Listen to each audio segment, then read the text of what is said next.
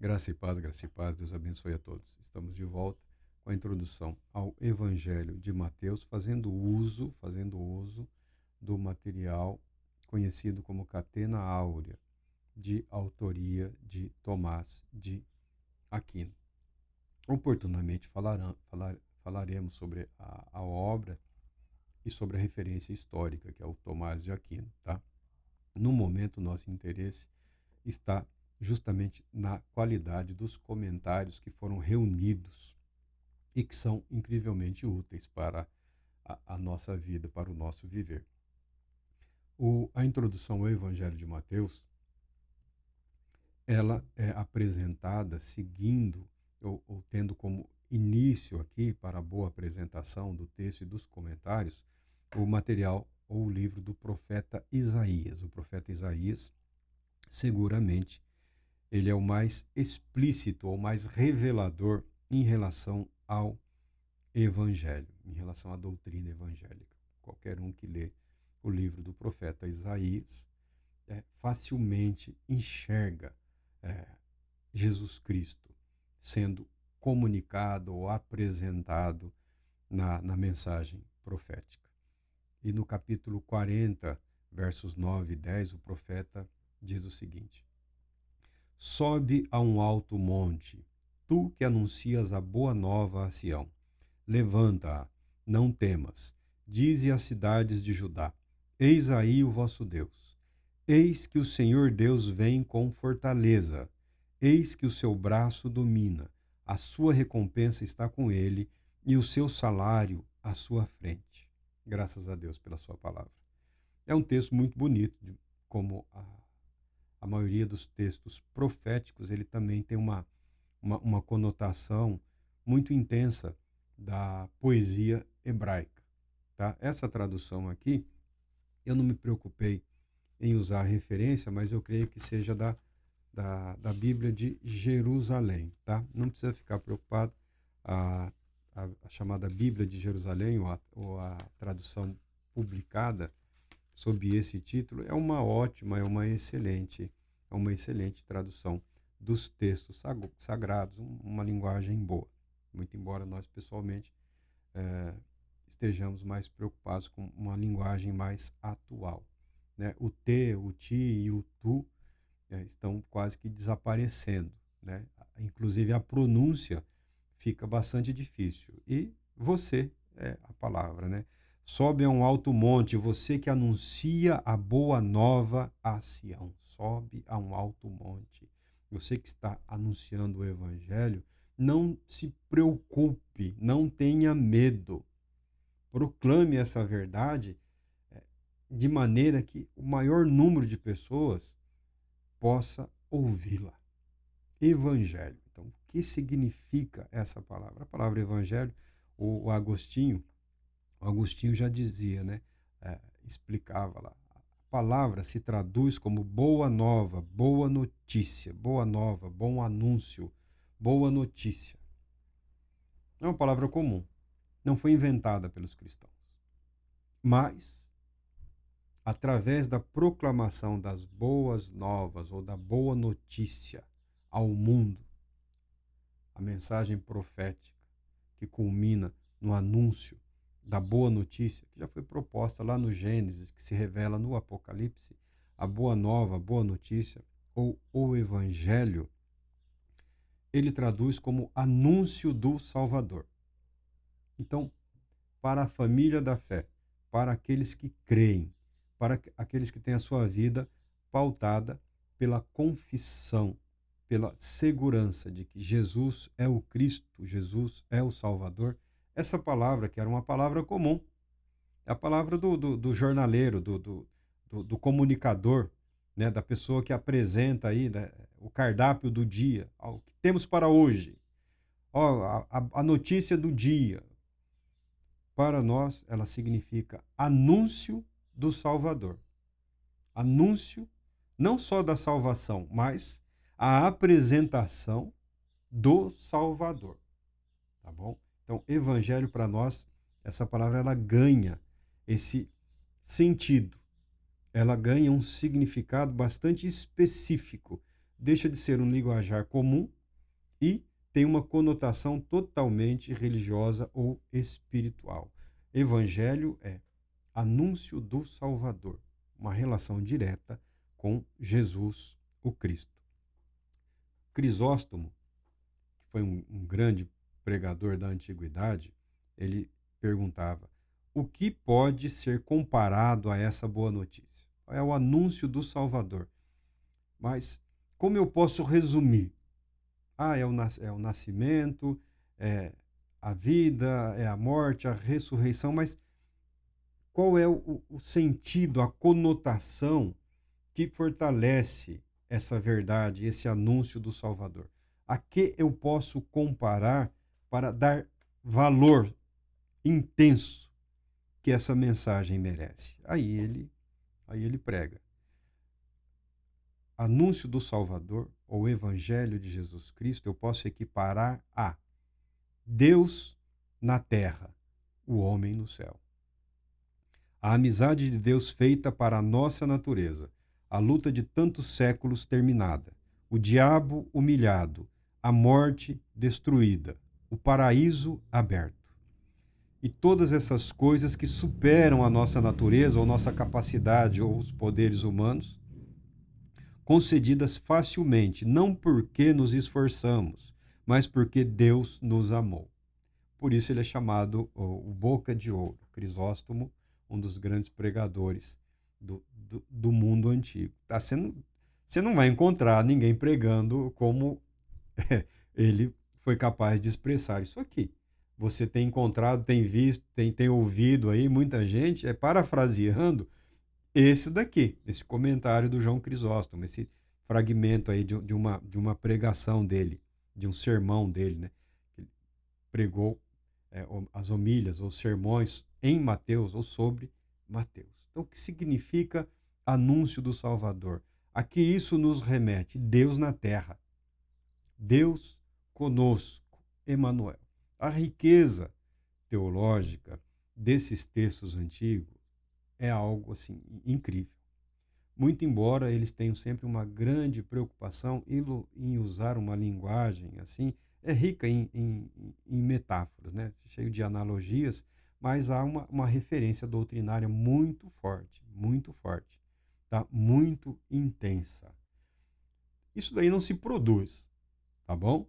Você pode ir seminário, você pode fazer um curso aí de oratória, de retórica, aprender técnicas de redação, mas produzir nesses termos como esses homens conseguiram, isso é dom de Deus, tá? Por isso esses comentários antigos, eles nunca perderam a sua riqueza ou o seu valor. É claro que eu não quero queimar o ganha-pão de ninguém, tá? Eu, por uma questão de consciência, consciência mesmo, né? Quem me conhece sabe, eu sempre citei a origem, sempre citei a fonte.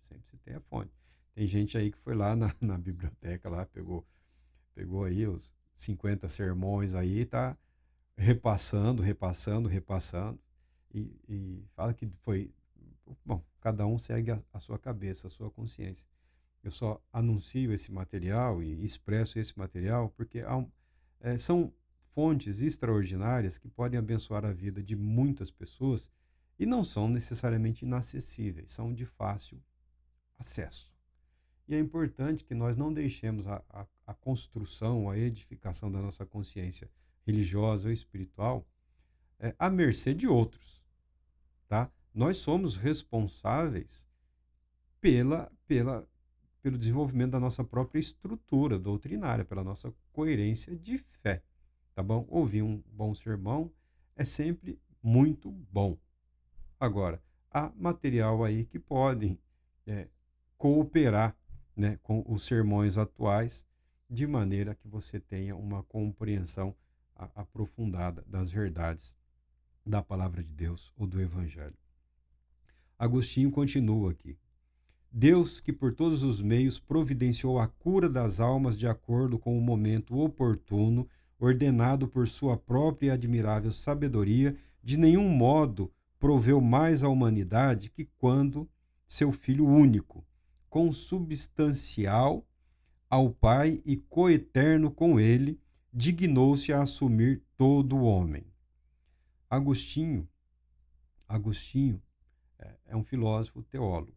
Só aqui tem só essa olhada aqui dá para você pegar umas 6, 7 doutrinas referentes à pessoa de Jesus Cristo e dar umas 100, 200 páginas aí de material para leitura. Então ele pegou o conhecimento e expressou numa linguagem acessível, pelo menos para quem estava ouvindo ele naqueles dias, tá? O amor de Deus, o que Deus pronunciou, o que é esse evangelho? O que é esse anúncio do Salvador? O que é essa salvação? Ele expressa em termos de cura. Cura do quê? O que é cura da alma? Ele está falando o quê? De depressão, de ansiedade? Não. Não. Não. Não é isso. Quando Agostinho fala de cura da alma, ele está expressando a ação do Espírito Santo em termos de vivificar. Mas a alma humana está morta? O espírito humano está morto? Não. O espírito humano, o espírito não morre. O espírito não se decompõe. O espírito humano foi criado para compartilhar a eternidade com o Criador. Tá bom?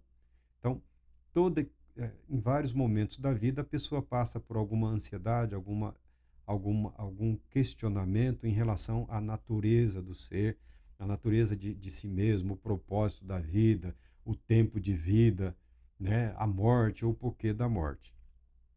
Agostinho apresenta o Evangelho de Jesus Cristo como a cura para todas essas inquietações e limitações da alma ou do espírito humano, que é esse anseio por estar com Deus, por saber que Ele existe, saber que Ele é todo-poderoso e, ao mesmo tempo, meu Deus, mas por quê? Deus que pode todas as coisas, por que o Senhor permite tanta dor, tanto sofrimento? Por que Deus permite tanta guerra, tanta mentira, tanta destruição? Porque Deus permitiu a vida. Porque Deus criou a vida consciente. Nós estamos vivos. Uma planta também está viva. E uma planta não tem expectativa em relação à eternidade. O animal também está vivo, mas não tem nenhuma expectativa ou inquietação em relação à sua natureza, constituição, aos seus erros, aos seus pecados, e em restabelecer ou manter uma comunhão ou comunicação com o seu Criador. Essa fragilidade é nossa, essa dificuldade é nossa. Então, Santo Agostinho apresenta em termos de cura, O anúncio do Salvador é o anúncio da cura. Naquilo que nós não somos ou não fomos capazes, Deus, na sua infinita graça e misericórdia, providenciou essa salvação, providenciou essa cura. Cristo assumiu a natureza humana, fez-se homem, o mistério da encarnação. Tá, mas Agostinho, brilhantemente, ele vai além. Ele viveu como homem, foi total e perfeitamente homem, totalmente humano, sujeito ao sono, ao cansaço, à fome, sujeito ao medo, sujeito à dor, sujeito a todas as inquietações que afligem a alma humana, sem pecado. Mas não significa que não estivesse sujeito às mesmas fragilidades e inquietações. Mas Agostinho, ele vai além. Jesus, o Cristo, ele não só assume o homem, não é a figura do macho que Jesus está assumindo. É muito mais do que isso. Não é só o homem no sentido de o macho. É o homem no sentido de humanidade. Tá? Humanidade. Humanidade em sua totalidade. É isso que Deus fez por nós. Tá bom? E ele segue, ele continua, porque ele está refletindo sobre as Escrituras. E o Verbo se fez carne e habitou entre nós. O Verbo ou a palavra, citando João 1,14. Deste modo, ao aparecer entre os homens como verdadeiro homem, mostrou-nos quão alto lugar a natureza humana ocupa entre as criaturas. Se tem uma criatura, que a humanidade foi criada, como todo o universo foi criado, mas se tem uma criatura que ocupa uma posição de excelência, é o ser humano, é a humanidade, é o homem, destinado à excelência. Ainda que incapaz de alcançar essa excelência por si mesmo. Mas Deus garante que o que ele propôs se consumará.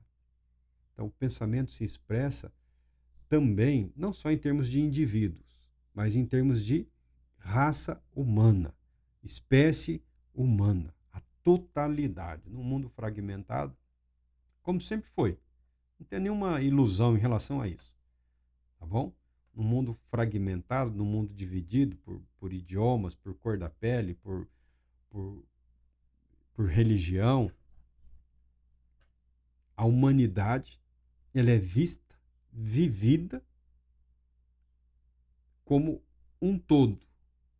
E como expressar isso diante de Deus? Somente Deus, na sua infinita misericórdia, foi capaz de proporcionar esse ser, Jesus, o Cristo, o nosso Senhor, que atraiu sobre si a humanidade, que é a natureza humana, a condição humana, mas também a ponto de ser o representante de toda a humanidade de todos os tempos. Um outro continua. Por fim, Deus se fez homem para que o homem se fizesse Deus.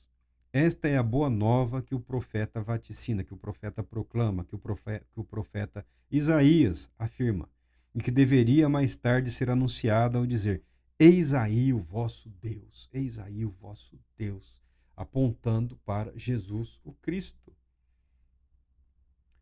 Deus conhecido como Altíssimo ou Inalcançável. Esse é o sentido simples e direto da palavra. O mundo antigo era idólatra.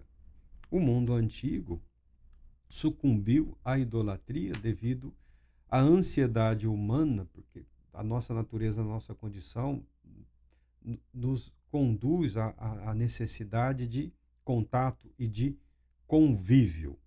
Nisso, em momentos de fragilidade espiritual, a espiritualidade se deteriora e tenta se expressar através da arte, principalmente da arte, né? Imagens, ritos e procedimentos. O que era vida, o que era um viver, o que era um convívio comum, um convívio aberto com Deus, vai se distanciando. Não porque Deus tenha mudado, mas porque a humanidade simplesmente, de tempos em tempos, passa a olhar para si mesma, para o próprio umbigo, para suas próprias necessidades e ambições e esquece do caminho proposto por Deus. Eis aí o vosso Deus, o Salvador, Jesus Cristo, o Senhor. O outro comentarista falou coeterno, consubstancial. São expressões desenvolvidas no ambiente filosófico e teológico para falar participante da natureza. Mas como o homem participa da natureza divina? Através de Jesus, o Cristo. Como Deus compreende a natureza humana tão limitada, tão afastada, tão corrompida, tão corroída, mas não destruída pelo pecado. Através de Jesus, o Cristo, o Verbo de Deus. Deus se faz homem para que o homem se faça Deus. Mas quando ele está falando isso, não apedreje o comentarista. Para que a humanidade participe de forma contínua e eterna da comunhão, da presença de Deus, sendo eternamente constituído, formado, levado, engrandecido, elevado, tá bom? Participe dessa natureza, mas isso é lá na eternidade, tá? Não acontece do lado de cá. Não tenha ilusão.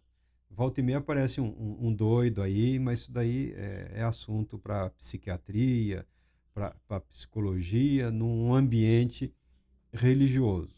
Tá? São corrupções do pensamento humano, né? O pecado atuando até mesmo nos ambientes voltados para o sagrado, quando o ser humano começa a achar que é nele, é, é nele, que é em nós que todas essas coisas ocorreram. Cristo é o santificador, Cristo é o justificador, Cristo é o perdoador, Cristo é o perdão de Deus, tá? Nós somos beneficiários e nos apropriamos disso pela fé. Tem uma doutrina que é uma das mais bonitas. Tem algumas obras que evitam, porque o que de gente surtou através da história, que é a união com Cristo. É um conceito doutrinário. É muito bonito, é de uma beleza extraordinária.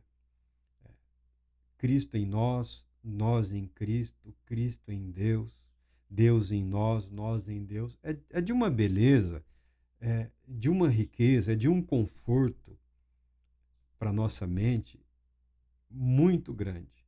Mas alguns corrompem isso e o sujeito passa a achar que ele é participante da natureza divina e começa as aberrações e as abominações, tá? O próprio o próprio Agostinho aqui tem um material dele que chamam de Retratações de Santo Agostinho. Da mesma maneira como ele escreveu um livro, Confissões de Santo Agostinho. A palavra é essa mesmo, confissões. Mas nós pensamos em termos, a confissão, ele vai confessar o pecado, como se ele estivesse sendo interrogado. O mercado vende, o editorial vende bastante. Tem agora até uma pastorada aí, Confissões de um Pastor. Mas o objetivo de Santo Agostinho não é tornar público os seus erros, os seus fracassos. O objetivo de Santo Agostinho, o Agostinho, o bispo de Hipona, é tornar público o seu testemunho de fé. A maneira como Deus transformou e mudou a sua vida. Tá? Ele está testemunhando ou confessando, que significava a mesma coisa, mas historicamente passou a ter conotações distintas. Quando ele escreve retratações, que devia ser, você devia começar por retratações antes de ler as primeiras obras. A última é uma das mais importantes. As retratações, não é que ele mudou de ideia em relação à fé. Não é que ele mudou de ideia. Não é, porque nós falamos de retratar é abandonar o erro e dizer a verdade. Não, eu quero me retratar. Falei mal, me expressei mal, me perdoe, me desculpe. Ele está se retratando, expressando que toda a riqueza doutrinária, tudo que ele expressou, tudo que ele apresentou, nunca teve como alvo ou objetivo o Agostinho, o bispo de Hipona. O objetivo é garantir que em Cristo Jesus tudo aquilo se consumou de forma plena e absoluta.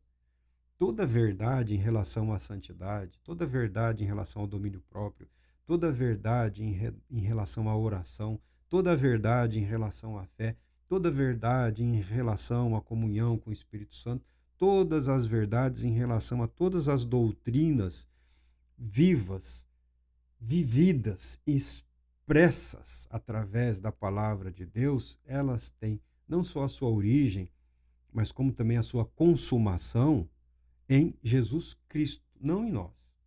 Não em nós. Nós vivenciamos pela fé. Pela fé. Nós participamos da absoluta grandeza destinada àqueles que creem pela fé. Tá bom? É esse o nosso acesso à eternidade, pela fé de que Jesus é o Cristo, de que o Cristo de Deus é tudo, absolutamente tudo que o ser humano deveria ser, mas nunca foi capaz, não é capaz e nunca será capaz por si mesmo de realizar ou de consumar. no fim da sua vida, depois de toda uma produção, depois de toda uma transformação, que eu falo, Agostinho, se você quiser ler o material dele, você e alguns fazem isso, né? Tem gente que está só retraduzindo Santo Agostinho, tentando viver o que ele viveu e deixando de viver a própria vida. Eu fico até chateado com alguns pastores, ou alguns. é, Muito obrigado pelo trabalho, pela dedicação, pelo material produzido e publicado. Meu irmão, é a vida do cara, não é a sua. Vive a sua vida. Vai viver, vai para a rua, vai para a igreja, vai para a biblioteca, né? Vai para casa. Viva a sua vida e permita que Deus expresse a sua graça e o seu amor ou poder através da sua vida. A vida de Agostinho foi poderosamente usada por Deus, porque ele viveu, ele não se recusou a viver. Então, o que está faltando hoje é as pessoas se decidirem por viver. Porque pregar, proclamar, gritar, pular, dançar, sambar, isso tem até demais. Agora, viver é o segredo. E viver pela fé. Não é tentar viver a vida do outro. É viver a sua vida. A vida que Deus apresentou para você, onde quer que você esteja. Viva pela fé. Tá? Então, Agostinho tem esse pensamento, tem essa ideia, tem essa convicção. E o outro Agostinho aqui participa do mesmo pensamento. O Leão Magno, que agora é a época dos leões de novo, aquele esvaziamento pelo qual o invisível se mostrou visível, pelo qual o Criador e Senhor de tudo escolheu tornar-se um dos mortais, foi uma inclinação de sua misericórdia, não uma privação do seu poder. É outra doutrina, é o autoesvaziamento de Cristo. Cristo abriu mão da sua glória ao fazer-se homem. Ele não abriu mão do seu ser. Tá? Ele renuncia voluntariamente para assumir completamente a natureza humana. Teve um período na história em que a divindade de Cristo era a ocupação e a preocupação dos apologistas, dos defensores da fé, dos defensores da igreja. Mas o fato é que o Verbo se fez carne, total e absolutamente humano. Como nós expressamos isso? Pela fé. Seguimos aqui as palavras daqueles que foram ricamente abençoados por Deus, porque, de forma resumida, é um mistério, tá bom? Nós expressamos, mas dizer que nós temos condições de explicar como isso ocorreu, não, nós não temos. Nós não temos. Há uma expectação da natureza humana, e isso é universal, em relação ao Todo-Poderoso, ao Altíssimo, ao Santíssimo, ao sobremodo elevado, ao inalcançável. Quando nós abordamos a questão da espiritualidade, porque no meio evangélico e também nos meios aí dos inúmeros movimentos que se apresentam nos dias de hoje, voltaram a apresentar a espiritualidade em termos de uma proposta, de uma jornada ou de uma gradação ou de uma série de movimentos que a pessoa faz para alcançar Deus, tá?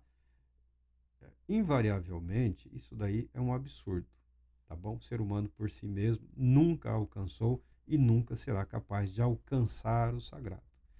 Dentro do cristianismo teve uma série de movimentos, alguns deles voltaram e outros estão aí, propondo a mesma coisa, uma espécie de evolução espiritual, crescimento espiritual, desenvolvimento espiritual, em que a pessoa vai angariando habilidades, poderes, recursos, de forma que em algum momento ela estará em plena comunhão com o Todo-Poderoso Deus. Tem muito material sobre isso aí, alguns de forma explícita, outras de forma mais disfarçada.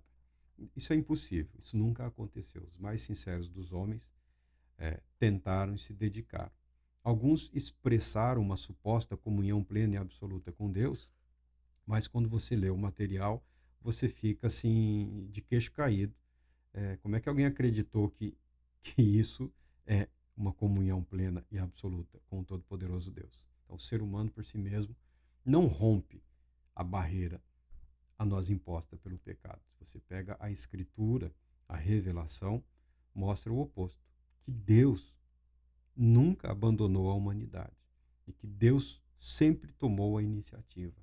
É Deus quem toma a iniciativa. Sempre foi. As dinâmicas, os exercícios espirituais, ou o desenvolvimento espiritual, ou a maturidade espiritual, na melhor das hipóteses, é uma preparação para. Ou seja, Senhor, eis-me aqui, estou ao seu dispor. Ou, Senhor, eu vou pregar. Senhor, eu vou ensinar. Senhor, eu vou trabalhar. Senhor, eu vou acreditar, eu vou confiar. Meu Deus, empenharei o meu viver e os meus recursos para a proclamação da tua palavra, da tua verdade. A apresentação como uma oferta de gratidão, de louvor, tá? Isso sim existe, mas sempre pela fé. Não existe esse ser humano aí dotado aí de, de um poder, tá bom? A natureza humana, ela é e permanece natureza humana. Nós somos humanos, abençoados, perdoados, santificados pela fé naquele que tem todo o poder para abençoar, para transformar ou para curar, para romper a barreira imposta pelo pecado, fazendo-se ele pecado por nós, sofrendo ele as consequências do pecado em nosso lugar. Tá bom? Como eu me aproprio disso? Pela fé, acreditando e vivendo. Tá bom? É esse o caminho. Não é o caminho do fanatismo, não é o caminho do delírio, tá? Não é o caminho da realidade paralela. Esse foi Leão Magno. Ele fala do esvaziamento de Cristo, né? Da encarnação do Verbo. Um comentário dizia o seguinte, porque essa introdução está tendo como base o profeta Isaías. Para que não se possa crer que Deus chegou a nós diminuindo o seu poder, o profeta acrescenta: eis que o Senhor Deus vem com fortaleza. O autoesvaziamento, essa renúncia à glória, o esvaziar-se da glória eterna, não é sinônimo de fraqueza de Jesus o Cristo. É sinônimo de poder. É sinônimo de poder. Isso é impensável. Isso é impensável. Na mente humana, isso só dá trabalho. Tá? É um mistério. Mas esses mistérios, quando você se dedica a pensar, a refletir, a menos que você caia na ideia tola de que vai ser capaz de compreender, mas quando você passa para refletir no que nós podemos experimentar disso, aí você de fato encontra a consistência da expressão de que foi por amor, que Deus amou o mundo de tal maneira que deu seu Filho unigênito para que todo aquele que nele crê não pereça, mas tenha a vida eterna. O amor de Deus se expressa em termos de um compromisso irrevogável de salvar e de adotar para si como filho na eternidade todo aquele que crê que Deus é capaz, que Deus é fiel, que Deus é justo e que Deus realizou tudo aquilo que ele prometeu. Tá? Deus Todo-Poderoso te abençoe, te proteja e te conceda a paz.